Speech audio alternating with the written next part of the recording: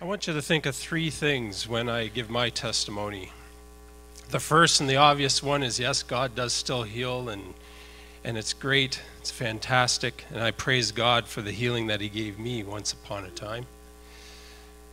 The second thing I want you to think of is, Howard says quite a bit that when you get an encounter, receive an encounter from God, whether it's a healing, maybe God met you in your bedroom when you're in an intense prayer time, whatever it is, that it's the invitation, it's not the destination. And so when God healed me, that was the invitation to draw closer to him. Think about those words that we got this morning. God sung a love song over us this morning.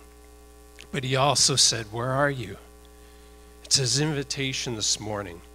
And if you don't know God, you can know him this morning. He's calling out to you too. He's calling out to us believers to draw closer. So that's the second thing. And the third thing, how many would consider themselves kind of an ordinary kind of person? You know, you're just a normal guy, girl. Yeah. I want you to keep in mind as well that God can use you.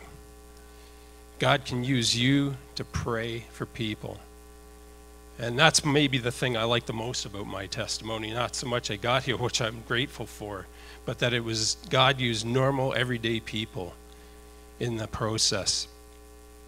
So I received my healing back in 2001, but I got to go back about 18 years to 1983. I was in my teens. I went to summer camp in Wisconsin, and on one of the days, one of the activities that they had was to play a game of baseball. I went out and played right field, and there was a guy who played center field who was about 5 inches taller, I would say, than me. And if you know anything about baseball, you're probably already starting to formulate in your mind what kind of a story I'm going to tell when I'm talking about outfield. Sure enough, a fly ball came toward my direction. It was coming to my right. I started to run right.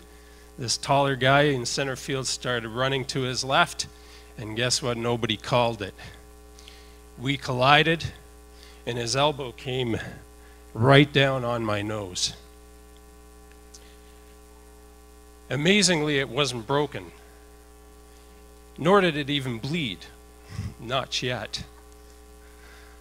I did have a severe headache, though, but, you know, the headache eventually went away, a few Tylenol, whatever, and I went on with the rest of the trip. But what I didn't realize at the time was I was going to start to endure chronic nosebleeds for the next 18 years.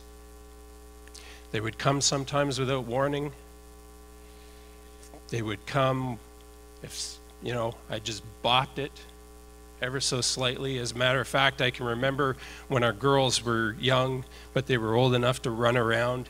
You know, they would want to come and jump up on Daddy's lap, and I would just instinctively put my hand up because I just didn't want them to get near it because I knew what might happen.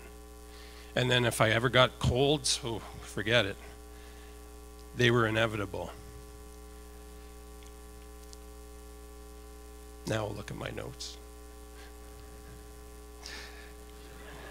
Yeah, often it would take a long time from the clot too. Like I remember times just being in the bathroom, just, Lord, when is this thing going to stop? Then sometime later, I started leading worship at our former fellowship that we used to attend. And I was so conscious of this that when I went out there to lead, like I was like praying every morning that it wouldn't start like while I was up there worship leading. Like how embarrassing would that be? Then finally one night in 2001, we went to our weekly home group. And after over 18 years of these unpredictable nosebleeds, I spoke up in the group and said, guys, can you pray for me for this? And now I can say, after and you know what, I don't even remember half the people that were in that room. I know some of them, but not all of them. But I'm happy to say that another 18 years has passed by, and I've not experienced a nosebleed since. Thank you, Lord.